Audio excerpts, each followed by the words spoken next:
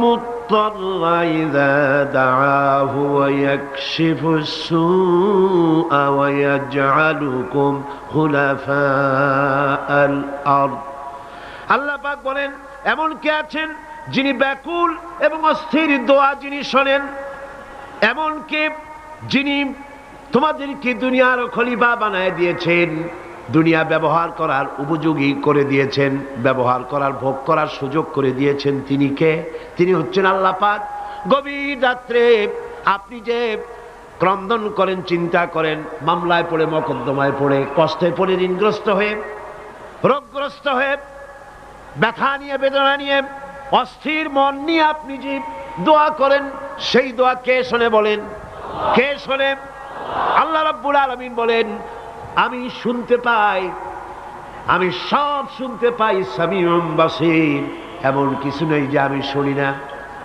সমুদ্রের অতল তলদেশে শৈবালের সাথে লাগানো, প্রবালের সাথে লাগানো ছোট্ট একটি পোকা, যা মাইক্রোস্কোপ যন্ত্র ছাড়া দেখা যায় না, আটলান্টিক মহাসাগরের অতল তলদেশে ওই পাথরের সাথে মিশে থাকা ছোট্ট পোকাটি যদি ক্ষুধার জ্বালায় চিৎকার মারে, যদি পেটের যন্ত্রণায় চিৎকার মারে, কেউ শোনে না। আল্লাহ পাক বলেন, আমি আরশের মালিক, আমি শুনতে পাই। আইলাহুম মাল্লাহি কালিলাম মা তাযাক্কারুন। এগুলি আমি শুনি, আর পৃথিবী ভোগ করার জন্য আমি তোমাদেরকে অধিকার দিয়েছি। মানুষ মঙ্গল গ্রহে যাচ্ছে,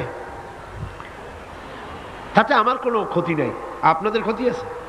যাক না মঙ্গল গ্রহে, কিন্তু একটা বিষয় ক্ষতি হয়। আমি বিজ্ঞানে আমাকে গোড়া ধর্মান্ধ ভাবার কোনো কারণ নাই।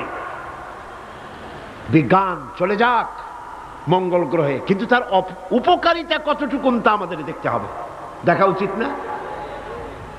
পৃথিবীর মানুষ যেখানে না খেয়ে মারা যাচ্ছে, যে টাকা খরচ করা হলো মঙ্গল গ্রহে যাওয়ার জন্য, সেই টাকা দিয়ে যদি বিদ্যুৎ তৈরি করা হতো, পৃথিবীর প্রত্যেকটি মানুষের বাড়িতে বাড়িতে বিদ্যুৎ পৌঁছে দেওয়া যেত। যে টাকা দিয়ে বোম তৈরি করা হচ্ছে মানুষ মারার জন্য, সেই টাকাগুলি যদি একত্রিত করা হতো, তাহলে পৃথিবীর প্রত্যেকটি গ্রামে গ্রামে, বাড়িতে বাড়িতে বিশুদ্ধ পানি ও পানির ব্যবস্থা করা যেত। মানুষ মারার জন্য যত অস্ত্র তৈরি হলো, তা যদি একত্রিত করা হতো, সেই টাকা দিয়ে পৃথিবীতে এত হসপিটাল করা যেত যে বিনা চিকিৎসায় কেউ মারা যেত। আজ অসংখ্য টাকা খরচ করা হচ্ছে গবেষণা